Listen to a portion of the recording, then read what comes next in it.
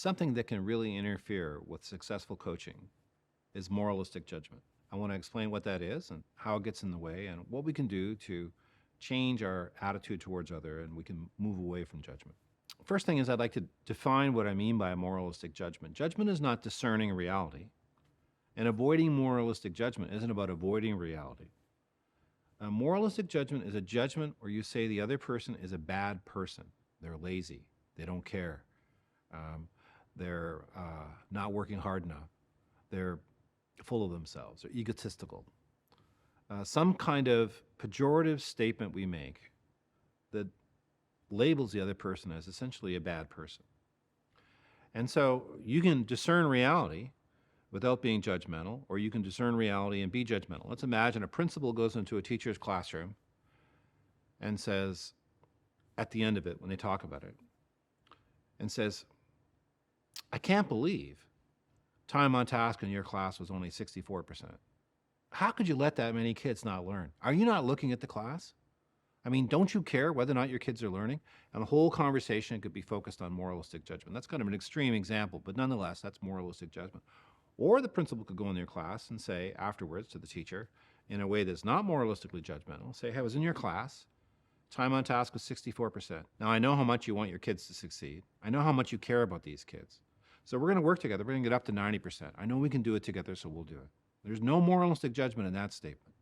And when we moralistically judge other people, what we do is we extinguish the likelihood of learning, and we extinguish the likelihood of intimacy. What I mean by that is, if someone's rolling their eyes while I'm talking, moralistically judging me, and Michael Fullan says there are a lot of ways to roll your eyes that don't involve your eyes. If someone's moralistically judging me when I talk, I'm probably not going to go to that person for help. I'm going to go to somebody who affirms me and sees my good and wants to support me.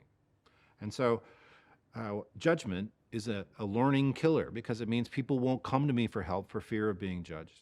But it's also an intimacy killer. And what I mean by that is, when you moralistically judge another person, boy, she sure loves to talk about herself.